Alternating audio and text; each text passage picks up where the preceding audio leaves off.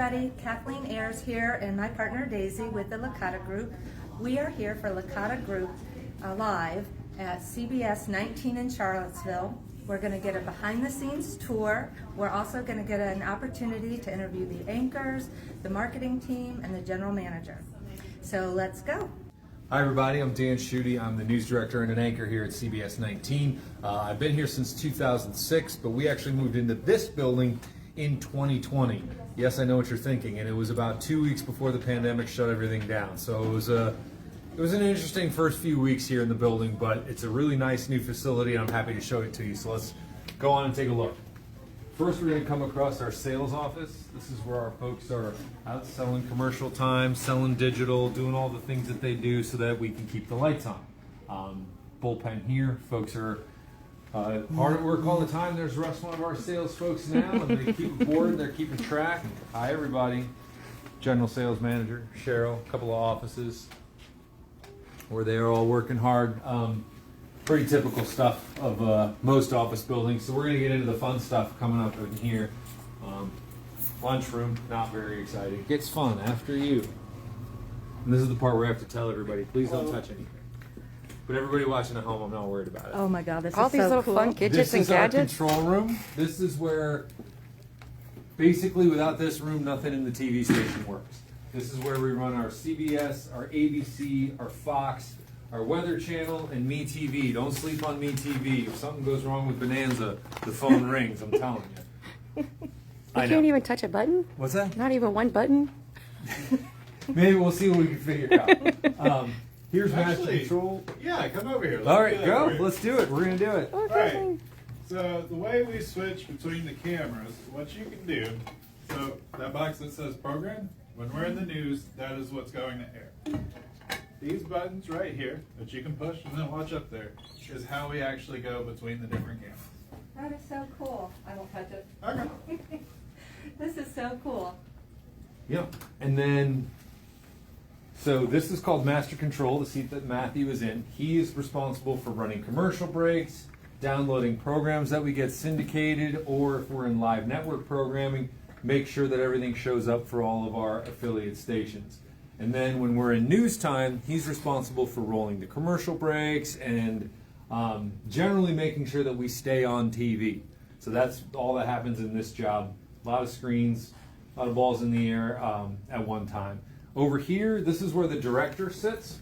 And the director is when we're doing a newscast or we're doing any other programming, the director is the person who is in charge. The director decides which camera we're going to take. Everything is pre-programmed. You've got a rundown here. This is from our noon show. So you can see which stories are coming up next, how we're doing, what comes up next, when the commercials air. And he goes through the show this way. We've also got old school audio boards. This controls all of our mics, all of our video, all of our programming, and how we run everything through there. Hunter, could you do me a favor too? Well, when we go over there, could you just punch radar up on, so when we stand in front of the chroma, we can see radar? Or, Yeah, I can see what I can do. all right, thank you, Oh, sir. got your way. And then, yeah, this is a switcher that decides what our source is going to be. Your CBS19 Weather Authority Yeah, so if forecast you just from the give me Bright Start Care a- Charlottesville Weather Center. Hurricane track. That'd be beautiful. We can just leave it right there. There you go. So then we'll show you this when we get into the studio. We have 3 different live units, and then we also have, you see where J.D. Vance is talking? Yep. That's coming from CBS News Path. That is CBS out of New York. That is their primary satellite feed. Their secondary is the Dow Jones right now, and then we have a few other inputs as well. So what we're looking at. How was that? Was that me? Sorry. Nope, that was us. Yeah, I mean, I told you not to touch it. I couldn't help it.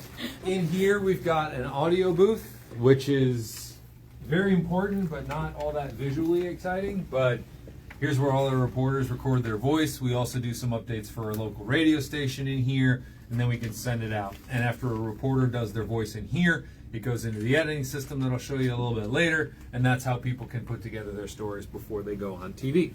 And in here is our studio. AJ is one of our meteorologists working back there. And in here, all of our cameras are robotically controlled. So everything is pre-assigned ahead of time. Anchor desk, so when I'm doing the show, this is where I usually stand. I stand here. The cameras are here and here. You can see the teleprompter is behind you. So you wonder how we know what to read? Yeah. Just like that. Oh yeah, they're nice and big too. That's pretty cool. Yeah, nice and big. We like that. And then that's also how our closed captioning works. This monitor, I'm going to give you an industry term. It's called the BAM. It's really an industry term, but it stands for Big Monitor. Really. That is, and we can put whatever we want in here. I know, I love it. We've got a standing position for reporters to stand here. This way they can deliver, the cameras will pivot. So when an anchor tosses to a reporter, they can stand here. They can stand here. We can put whatever we want in these different monitors. The cameras will move. Sometimes we'll have a reporter walk from here to here, and those cameras can be pre-programmed to follow. So that's pretty neat. And that's how that works. If you want to come this way, I'll show you how a teleprompter works.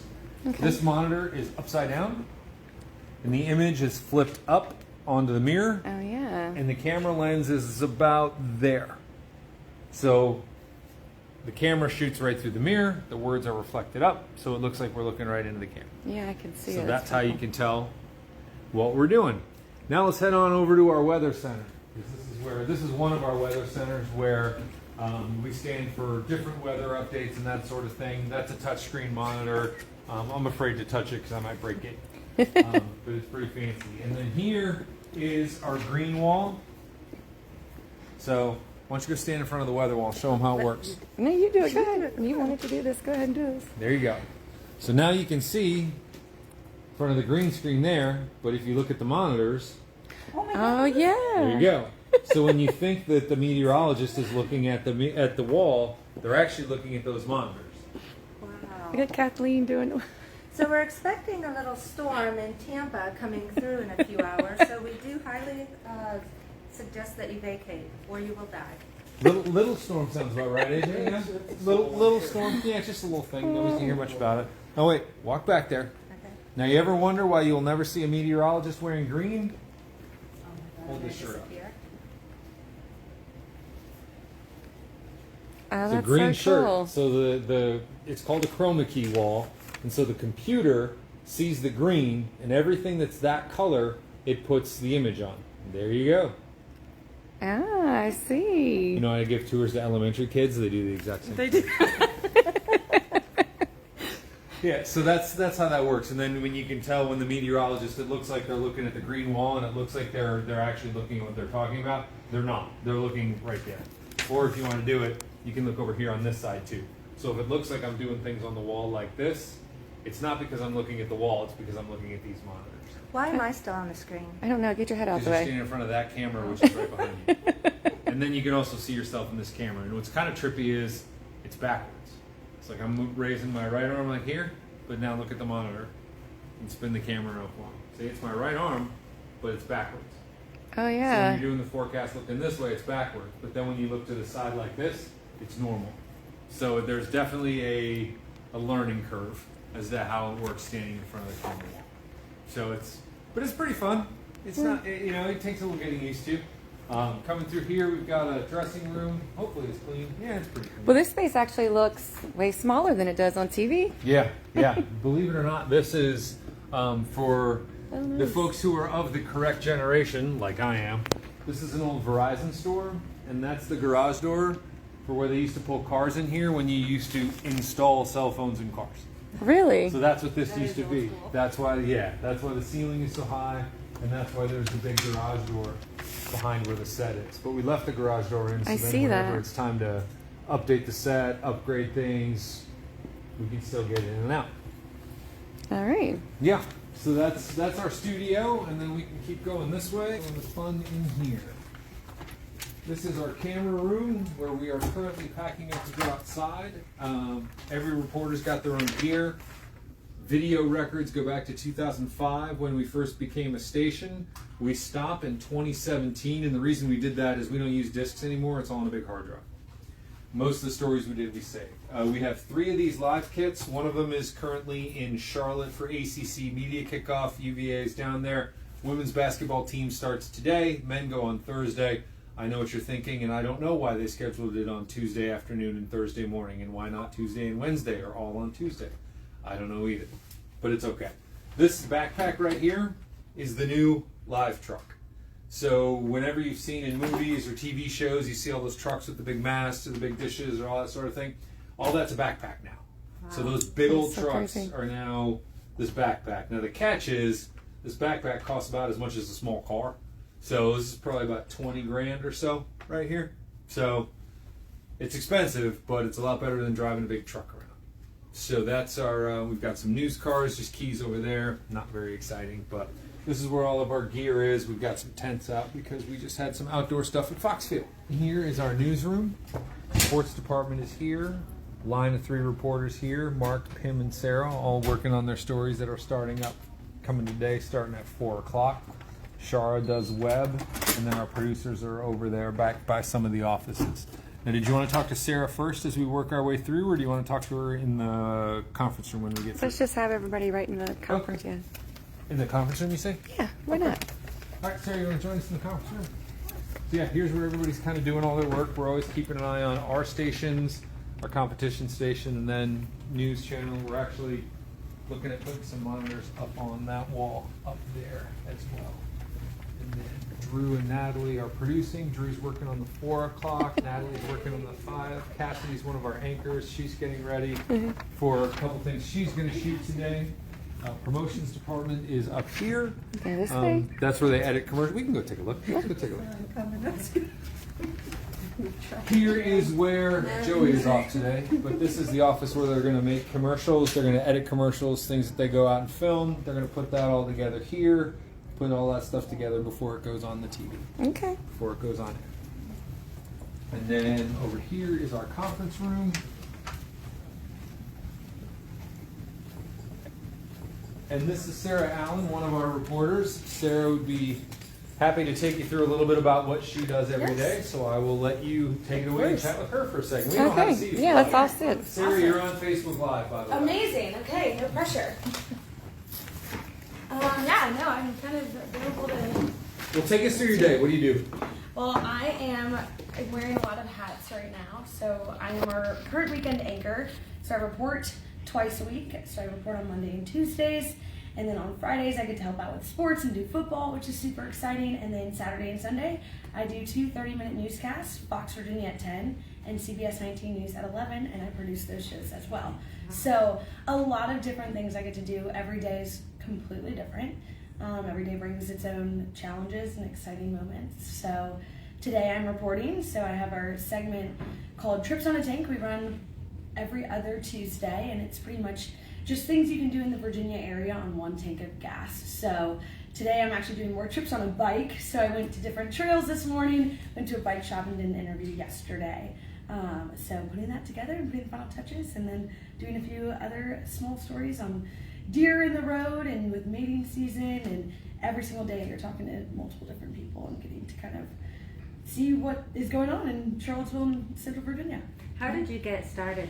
Yeah, so I did not go to school for journalism. I am someone who was kind of picked out of the group of students I went to Washington University, so a very small school in Lexington, Virginia, and I was studying strategic communications there. So my kind of goal and plan was to do something with public relations, media relations, almost kind of be the people who reach out to reporters and anchors to do a story. And my final semester of senior year, I had a professor who I really looked up to, who was like, "Have you ever thought about broadcast?" And I was like, "Absolutely not." I played field hockey. I was a total jock, had no idea what the TV world was like, and I decided to just give it a chance, do my school newscast, see how I like it. And then I went to my parents in April of my senior year of college and was like, you know what, I'm going to throw the playbook away and try this out. And I wouldn't change it for the world. I'm so glad I kind of took that leap, and I've loved it ever since. How do you find your stories? A multitude of different ways. I think a lot of it comes through just genuine curiosity. I think for me, I find that there's a lot of things that I encounter in my everyday life that I'm like, I wonder why this is, or why this works that way. And you can kind of build out to a story, because I've been told by mentors and people like Dan even, if you're thinking it, there's probably other people out there that are too. So a lot of times it's just kind of ideas and, then figuring out the people and the contacts you can use to build out a story. And then other times it's as simple as, organizations or groups holding events or reaching out to us with press releases or having something that they find important to cover, and we also kind of align with our values and, want to be there for them and to be a part of the community. Do people call in with tips? Yes, yeah, no, people call into the newsroom, people email our newsroom every day with, information or tips or kind of, curiosity as well. If other people have a question that they think might be a good story, they will reach out to reporters through social media or email or even calling our newsroom and, kind of presenting that idea. Wow, what a fun job. It's awesome. I mean, yeah, like I said, I think the best part about it is that every single day is completely different. There's no day that is exactly the same, and you get to kind of come in and, become a stronger reporter, become a stronger storyteller, and, use that to grow in the profession and also to meet really cool people every day. I mean, I've been here for, now probably 15, almost 16 months, and every single day I think I've almost talked to someone that I've never met before, which I think is so cool. Who's your favorite person to go to when you're stuck on an idea? Oh gosh, in the newsroom, like from Just CBS in or general. in general? Just in general. Gosh, that's hard. I guess I have multiple answers. I think that Dan's a big person I go to kind of with questions or if I'm stuck on something. We've had people, the news is a very quick cycling job. A lot of people move to different markets or move up or, this being a smaller market, there's a lot of people who just graduated college, but there's also people who have been here for a really long time. Dan, Bo, Jorma is in our control room. These people they know Charlottesville better than anyone. And I think that going to those people when you are kind of stuck on an idea or need to know more is something that I, usually do in my day-to-day basis here. Daisy and I were talking on the way down here about that there's a lot of people that have been here for a very long time. Mm-hmm. What's the atmosphere like here? Absolutely. So for UVA being here in Charlottesville, I think that, there's a lot of young college kids. My younger brother, he's a third year at UVA. So I kind of grew up in Central Virginia, and having a town, graduating from college and being at a TV station and a TV market in a town where there's a lot of people my age that are young professionals, a lot of them with strong, really good educations, whether it's from UVA or somewhere else, that come and start in Charlottesville because we're surrounded by a bunch of similar-minded people, makes it a really, really good atmosphere here. And especially in our newsroom, I feel like, done a really good job with every person that comes in is a little bit better than the person before them and has that kind of same drive, which is something that creates a really healthy but strong competitive nature here. Do you still ever get nervous? No, I wouldn't say I get nervous. I think that it depends on the situation. I mean, obviously when it's a breaking news situation, and there's a lot of times you go out to a story and there's not a lot of information yet. I mean, if it's a house fire or something that can be a part of people's worst times ever, there's a lot of times you don't know exactly the details, or you can't report on all the details yet. And I think those situations where you have to be careful with your wording, you have to be careful with your, how you're presenting the story, your composure. We're kind of the eyes and ears of the public when we're on air, and I think having those moments where, you might not know all the information, but you gotta tiptoe and be careful about what you say because, thousands of people might be watching it. That's something that you definitely still keep in the back of your mind every time that you're in that situation. But nervous, I mean, I'm a very outgoing person. I'm pretty bubbly and exciting and, love to kind of run around and talk to people. We're professional yappers here, so it's a lot of fun because we get to just talk for a living, which is something I love to do. But I mean, there's those moments definitely where you have to kind of just take a step back, take a deep breath, and think a little bit harder about what you're about to say. Great. Well, thank you, Sarah. Of That course, was guys. so interesting. Yeah, it's so nice to meet you all. It's been fun. I can go grab somebody. You want to grab somebody from marketing? Yeah. Okay, sounds Yeah, good. let's get Thanks, some- Sarah. Yeah. Thank you, Sarah. All right, here's Cheryl.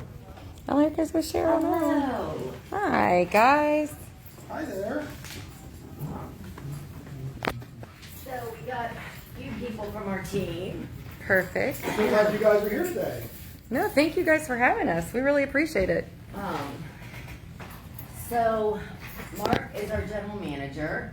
I'm the sales manager for local and digital. Bergen and Russell are on the local team, and and our marketing consultants. All right. So just to kind of get started, obviously we do some business with you guys and we love you guys a lot.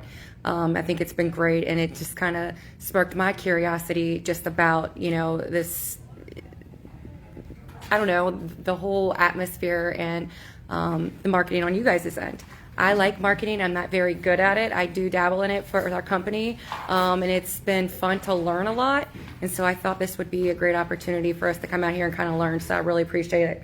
Can you guys just kind of walk us through like your day-to-day approach to the marketing here, maybe with your potential clients, like with us? Well, basically it's driving around, looking through magazines or newspapers and trying to find new businesses like you guys. Finding out ways that we can connect with them, find out what they need. It's making a lot of phone calls and walking into businesses. Okay. Sort of like real estate. Yeah. Yeah, it's important for us to know what the business needs first before we can come up with a campaign or advertising for them.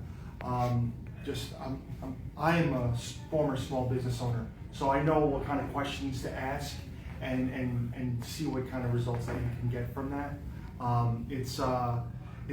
We do something special here. We try to help out the small businesses and grow, and I think we take a lot of pride in that. Yeah, we ask our marketing consultants to live up to that name and be consultants, and that can't happen by just walking in with a kit of packages that we have to sell to the advertiser. So the first thing, the only thing we walk into on our first call is an empty legal pad, just to take some notes, ask questions like these guys were just talking about. And then after we learn a lot about what the client is, what their pain points are, who they're trying to reach, how much money they have that they're comfortable spending, then we go back and we put together a couple of different options for them at varying price points. Most of the time that includes a combination of some television, traditional broadcast advertising, and some very specific digital tactics. We call that a multi-platform approach. Do you guys have, any one of you guys can answer this question, like a specific type of company or person you like to work for like the most? Like what makes it more fun for you? Realtors. Realtor? We're relationship builders, right? And Yeah. so we work with a lot of different industries, a lot of different categories, and it's all about building that relationship with the person in the business and doing the best we can no matter what. I don't know if you have a favorite or if you just go by your... My favorite is someone who's excited about what's going to be, because if they're excited, that makes me more excited, and that could be a really good teamwork right there. So not a specific like industry, just excited people. Yeah, People that just, excite you. they're excited to like be marketing, and sometimes a lot of these people don't know what's going on or how to do any marketing, and that's where we come in. We have a great team here, and we'll find the best possible way for you to market. Sometimes it's better to look at it the other way. For example, the next winery we get to advertise with us will be our first.